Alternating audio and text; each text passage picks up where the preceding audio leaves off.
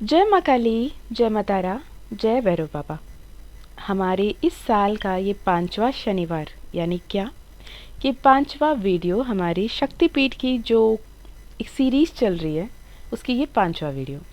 इससे पहले पहली वीडियो में हमने देखा था कि शक्तिपीठ की स्थापना कैसी हुई, क्या मैथोलॉजिकल स्टोरी है, क्या बिलीव्स है, क्या पौराणिक कथाएं हैं, इस शक्तिपीठ का महत्व क्या है, इसकी कथा क्या है, सब कुछ हम देखने की कोशिश करेंगे। तो इन शॉर्ट हम पहले बात कर लेते हैं कि हिंदू कहानी, हिंदू पौराणिक कथाओं के अनुसार दक्ष प्रजापति की जो कहानी है वो बहुत ही इम्पॉर्टेंट है, जो माँ सती के पिता हैं, भगवान शिव के ससुर जी हैं और ब्रह्मा जी के पुत्र हैं।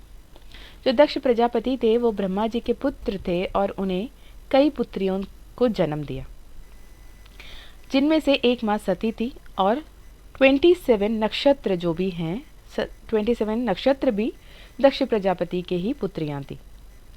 तो जब माँ सती ने भगवान शिव को विवाह करना चाहा, शिव से विवाह करना चाहा, उनको अपने आराध्य के रूप में चुना, उनसे अपने जीवन वर के साथ मांगा, तो दक्ष प्रजापति को लगा कि नहीं, भगवान शिव अपने पुत्री सती के योग्य वर नहीं है ना। तो वहाँ पर जब वो मना करते हैं तब उनके पिता ब्रह्मा जी कहते हैं कि सती के लिए शिव से योग्य वर कोई नहीं हो सकता, तुम उनसे शादी करा दो। पर दक्ष प्रजापति बहुत ही शक्तिशाली और बुद्धिमान राजा थे, जो अपने आप को दूसरे देवताओं और देवियों से भी श्रेष्ठ मानते थे। भगवान शिव को ये जंगली और असामान्य देवता मानते थे। उनको ऐसा लगता था कि ये कोई पूजनीय लायक है नहीं, ये शमशान घाट के निवासी हैं, ये इनके मतलब किसी भी रहन सहन उनको नहीं लगता था कि ये पूजनीय है ना।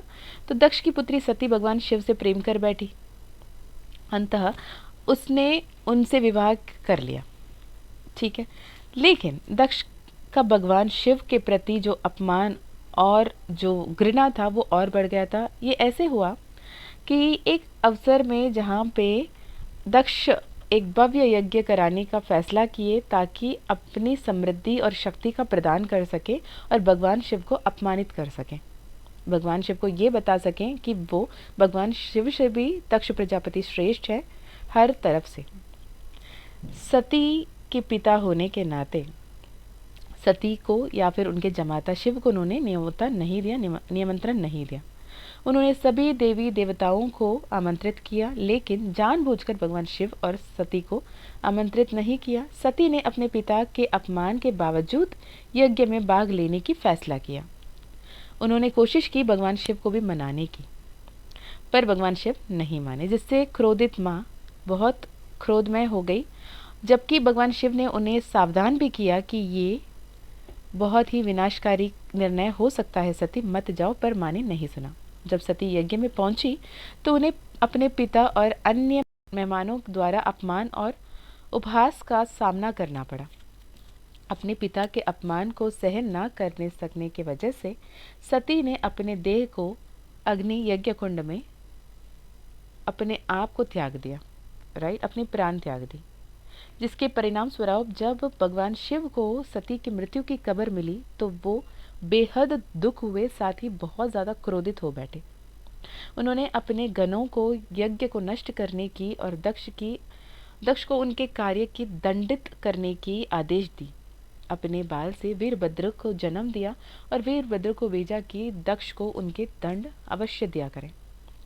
गणों ने यज्ञ को नष्ट कर दिया और कई मेहमानों को मार डाला, साथ ही साथ यज्ञ के वेदी को भी नष्ट कर दिया था। दक्ष ने अपनी गलती का एहसास किया और भगवान शिव को प्रसन्न करने की कोशिश की, लेकिन तब तक तो बहुत देर हो चुकी थी। जब भगवान जो वैरागी थे, जो अपने आप में ही मग्न थे, वो सती के प्रेम में इस हद तक पार कर चुके थे कि अपने सती के मृत्यु के पश्चात उन्हें कुछ नहीं नजर आ रहा था। तो भगवान शिव ने दक्ष प्रजापति की सर काट दिया और उसके स्थान पर जब दक्ष प्रजापति की पत्नी माँ सती की माँ भगवान शिव की सासू माँ ने जब उनसे विनती की, प्रार्थना की, उनके पैर पड़ा, गिड़गिड़ाया कि कहीं ना कहीं माफ़ कर दें और दक्ष को पुनर्जीवित करें, तो दक्ष के सर के बजाय एक बकरे के सिर लगा दिया। उस दिन से दक्ष को आज या बकरे के सिर वाला कहा जाने लगे। ये बहुत बड़ी सीख है हमें कि अहंकार और दूसरों को अपमान करने की इच्छा, दूसरों को नीचा दिखाने की इच्छा कभी भी उन्नति की ओर नहीं जाती। हर किसी को सम्मान देना, हर किसी का आदर करना बहुत इम्पोर्टेंट है, बहुत महत्व है ना। तो जब ये हुआ तो इसके बाद शिवजी ने माँ सती के देह जो जला, पूरा पूरा जला, माँ सती के मृत देह को लेकर दर बदर भटकते रहे, रुद्र तांडव करते रहे, विनाशकारिक तांडव करते रहे, डिस्ट्रक्शन, डांस ऑफ डिस्ट्रक्शन करने लगे। तो हर कोई भयभीत होने लगे और लगा कि बस शिव कभी ना कभी अपने आपा जो खो बैठे हैं वापस अपने समझ पे आएंगे और वापस रिज्यूम करेंगे, अपने कार्य संभालेंगे। पर शिव वापस नहीं संभाल पा रहे थे खुद को, ना ही उस कार्य को। तो पृथ्वी की संतुलन असंतुलित हो गई थी, जिसे ठीक करने के लिए विष्णु जी ने ये समझा कि माँ सती के देह को नष्ट कर दिया जाए तो कहीं ना कहीं शिव उस पीड़ा से, उस दर्द से, उस तकलीफ से बाहर निकलेंगे। तो भगवान विष्णु ने अपने सुदर्शन चक्र को माँ सती के देह को काटने के लिए चलाया और जिसके चलते 51 टुकड़ों में माँ की देह, माँ सती के देह विभिन्न अंगों में इंडियन सब कॉन्टिनेंट्स पे गिरे। कहीं उनके अंग, कहीं उनके आभूषण, कहीं उनके वस्त्र गिरे। तो हमने जैसे देखा माँ कामाख्या जहाँ पे माँ की योनि गिरी, माँ काली घाट की काली, माँ तारा तारिणी जहाँ पे माँ का स्तन गिरा, और आज हम देख रहे हैं माँ बिमला देवी या विमला देवी की शक्तिपीठ, जहाँ पे ये माना जाता है कि माँ का नाभि, नेवल गिरा था। और माँ विमला देवी की शक्तिपीठ की कहानी हिंदू पौराणिक कथाओं में महत्वपूर्ण स्थान रखती है। यह शक्तिपीठ ओडिशा राज्य की पुरी में स्थित है, जो भगवान जगन्नाथपुरी मंदिर, जगन्नाथ की मंदिर के आसपास स्थित है। अगर पौराणिक कहानी की बात करें तो माँ बिमला देवी की शक्तिपीठ की कहानी सती माता की कहानी से ही जुड़ी हुई है। जब सती माँ की देह को विभिन्न टुकड़ों में, कई टुकड़ों में उन्हें काटा दिया, उन्हें नष्ट किया गया, तो सती माँ भगवान शिव की पत्नी थी और उनके जो विभिन्न अंग गिरे, इस दौरान सती माता के शरीर के अंग में से बिमला शक्तिपीठ उस स्थान पर, कुछ लोग मानते हैं कि वहाँ पे बिंब यानी हृदय गिरा, कुछ लोग की मानना यहाँ कि वहाँ पे माँ की नाभि गिरी, नेवल गिरा, राइट। तो माँ बमला देवी की शक्तिपीठ एक महत्वपूर्ण तीर्थ स्थल है जहाँ देवी सती की पूजा की जाती है। यह शक्तिपीठ भगवान जगन्नाथ के मंदिर के पास स्थित है, जो हिंदू धर्म के सबसे पवित्र तीर्थ स्थलों में से एक माना जाता है। माँ बिमला देवी शक्तिपीठ या यात्रा करने वाले भक्तों को मोक्ष और आध्यात्मिक ज्ञान प्राप्त कराती है। यहाँ पे साल भर में जो नवरात्र के दौरान बहुत ही विशेष रूप से पूजा पाठ किया जाता है। मान्यता ये भी है कि माँ बिमला देवी जो है माँ कात्यायनी, दुर्गा मैया की जो छठा रूप होता है, माँ कात्यायनी की रूप है, माँ दुर्गा के ही रूप है माँ बिमला देवी। तो नवरात्रि के छठे दिन जो कात्यायनी की पूजा होती है, यहाँ पे कोलाहल रूप से वो उत्सव आयोजित किया जाता है और मनाया जाता है। और माँ बिमला देवी की जो महत्वपूर्ण तीर्थ स्थल यहाँ पे बहुत ही प्रसिद्ध है, और उनके कॉन्सर्ट, उनके जो कॉन्सर्ट को रूप में हम जगन्नाथ को ही देखते हैं। ओके, माँ बिमला देवी जैसे मैंने कहा हिंदू गॉडेस दुर्गा के रूप माना जाता है, और बिमला देवी को दुर्गा की वो स्वरूप जो नॉलेज प्रदान करती है, जो विजडम प्रदान करती हैं, जो स्ट्रेंथ प्रदान करती हैं, जो एक वॉरियर गॉडेस है, उस रूप में माना जाता है, जिनके हाथ में वेपन्स के साथ माँ नज़र आती हैं। तो जगन्नाथपुरी टेम्पल पे जो भी प्रसाद भोग चढ़ता है ना, तो वो प्रसाद भोग सबसे पहला बिमला देवी को चढ़ता है, उसी के बाद ही डिवोटीज में बांटा जाता है। और बिमला देवी माँ को फर्टिलिटी की गॉडेस भी माना जाता है। जिनको बच्चे नहीं हो रहे होते हैं, जिनको चाइल्ड बर्थ में, डिलीवरी में तकलीफ होते हैं, वो भी माँ बिमला देवी की पूजा पाठ से बहुत ही लाभदायक और बहुत सारे मिरेकल्स को उन्होंने देखा है। ओके, तो वेरी इंपॉर्टेंट की एस्पेक्ट्स अगर माँ को देखें तो ये इम्पॉर्टेंट है कि माँ जो है माँ गॉडेस दुर्गा, माता दुर्गा मैया की रूप की ही आती हैं, जो हमें ज्ञान की देवी हैं, जो हमें आध्यात्मिक तरफ में आगे बढ़ाती हैं, उन्नति की तरफ लेकर जाती हैं। और जो जगन्नाथपुरी की जो जगन्नाथ महा टेम्पल है, जो जगन्नाथ जी की मंदिर है, वहीं पे इनकी भी मंदिर स्थित है, जो माँ डिलीवरी और फर्टिलिटी, चाइल्ड बर्थ में बहुत ज़्यादा हेल्प करती हैं। जो कंसीव होना चाहते हैं, काफ़ी समय से कोशिश कर रहे हैं और संतान भाग्य की प्राप्ति के लिए पूजा पाठ करना चाहते हैं, तो माँ बिमला देवी से वो जुड़ सकते हैं। मैं आगे चलकर माँ बिमला देवी की कुछ मंत्र भी बताऊंगी, जिससे आप उनसे जुड़ सकते हो। ओके, तो माँ बिमला देवी जो है, उनकी सबसे सरल मंत्र है ओम बिमलायै नमः या फिर ओम विमलायै नमः। जैसे वेस्टर्न साइड में, ईस्टर्न साइड में ब यूज़ होता है, वेदर साउदर्न सदर्न में हम व यूज़ करते हैं, विमला विमला यूज़ करते हैं, वहाँ पे बिमला। यहाँ पे विशाखा विशाखा, विनोद विनोद, है ना। तो व और बा की इस्तेमाल होती है। अगर बा आप इस्तेमाल करने वालों में से हैं, तो आप ओम बिमलाय नमः, इस मंत्र से आप माँ बिमला की शक्ति को इन्वोक कर सकते हैं, उनसे प्रोटेक्शन एंड गाइडेंस मांग सकते हैं। दूसरी मंत्र है ओम श्री बिमला देवियै नमः। ओम श्री बिमला देवियै नमः या फिर ओम श्रीम बिमला देवियै नमः।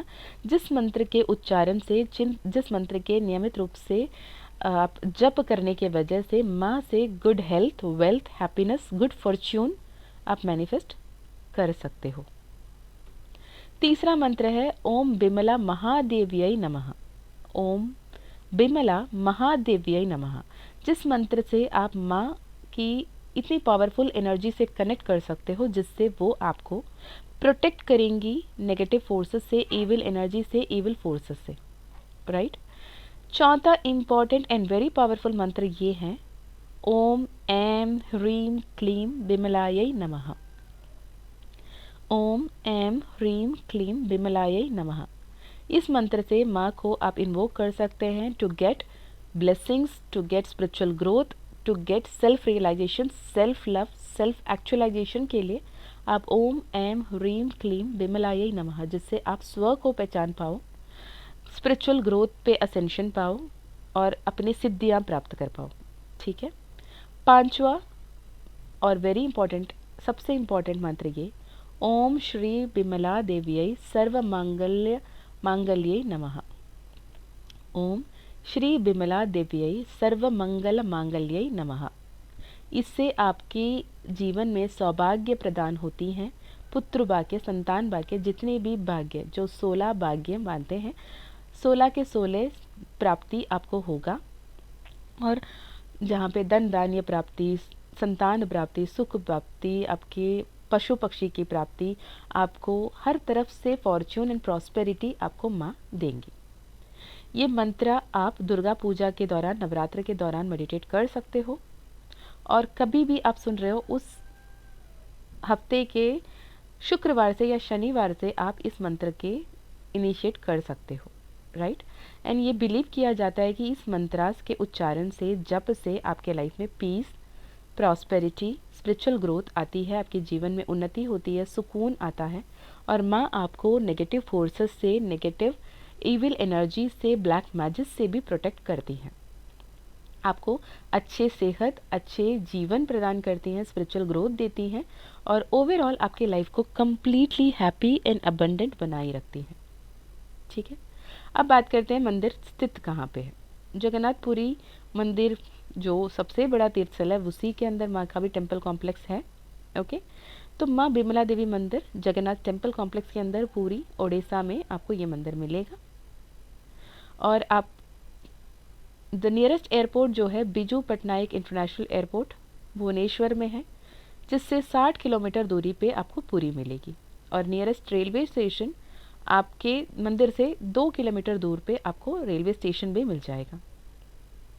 और माँ बिमला देवी की जो मंदिर है, ये हर साल में कई हजार जो भक्तजन हैं, जो श्रद्धालु हैं, वहाँ जाते हैं और माँ के ब्लेसिंग्स को उस साक्षात रूप में उन्हें फील करते हैं, और बहुत ही ब्लेस्ड फील करते हुए वो आगे आते होते हैं, राइट। और उससे भी बहुत ही ब्यूटीफुल आप जो मिस नहीं कर सकती है टेम्पल की आर्किटेक्चर। यहाँ पे जो कार्विंग्स है, जो वाइब्रेंट फेस्टिवल है, यहाँ के जो कल्चर है, यहाँ के जो फूड है, ये आप कभी मिस नहीं कर सकते। ओके, तो अगर आपको इस नवरात्र के दौरान या फिर किसी भी नवरात्र के दौरान आपको आदि शक्तिपीठों की अगर आपको विज़िट करना है, आपको कभी भी जीवन में एक बार अगर पॉसिबली आप जाने को आपको माँ के बुलावा आता है, तो आप लिटरली ब्लेस्ड हो, आप ज़रूर जाएं और माँ की ब्लेसिंग्स को सीख करें। माँ बिमला देवी, जो लॉर्ड जगन्नाथ की पत्नी के रूप में, लॉर्ड विष्णु की पत्नी के रूप में देखा जाता है, जो माँ कमलात्मिका, माँ लक्ष्मी की ही और एक तांत्रिक रूप में देखा जाता है। ओके, और ये माँ जगन्नाथ टेम्पल के कॉम्प्लेक्स में उनके भक्तों की बहुत ही पावरफुल गार्जियन के रूप में, एंजल के रूप में भी देखी जाती हैं। और यहाँ पे बहुत सारा तंत्र साधना भी किया जाता है, बहुत इंटेंस एनर्जी है, बहुत पावरफुल फॉर्म ऑफ गॉडेस है। तो माँ के रूप से इनसे जुड़ें, तरीके से इनसे पूजा पाठ करें, और उनको जब जुड़ते हो साफ सफाई के साथ, श्रद्धालु भाव से, समर्पित भाव से जुड़ने की ज़रूरत है। तो होप आपको ये वीडियो हेल्पफुल रहा हो। माँ बिमला देवी आदि शक्तिपीठ के बारे में हमने आज देखा। देखते हैं नेक्स्ट वीडियो में हम नेक्स्ट शक्तिपीठ के बारे में। और आप सभी से भी विनती है, अगर आपको भी किसी शक्तिपीठ के कुछ कहानियों के बारे में आपको पता है तो आप डेफिनेटली यहाँ पे शेयर कर सकते हो लोगों के साथ, मेरे साथ। बहुत अच्छा होगा, will be grateful for this. And thank you so much for each and every one of you. Thank you so much अपने वक्त निकालने के लिए, इस वीडियो को सुनने के लिए। मुझे यकीनन ये विश्वास है, मैं मानती हूँ कि हर एक सब्सक्राइबर जो ये वीडियो देख रहे हैं, इस चैनल से जुड़े हुए हैं, वो माँ काली के और महाकाल के संतान हैं, फेवरेट बच्चे हैं। अदरवाइज़ महाकाल ने आपको ये वीडियो तक नहीं लाया होता। मैं हमेशा फिर मिलती हूँ और एक वीडियो में। तब तक अपना ध्यान रखिए, खुश रहिए, अच्छे अच्छे कर्म करते रहिए, अपनों का भी ध्यान रखिए और आगे बढ़ते रहिए। माँ काली आपके साथ है, आपके अंग संग है। जय माँ काली, जय माँ तारा, जय भैरव बाबा, हर हर महादेव।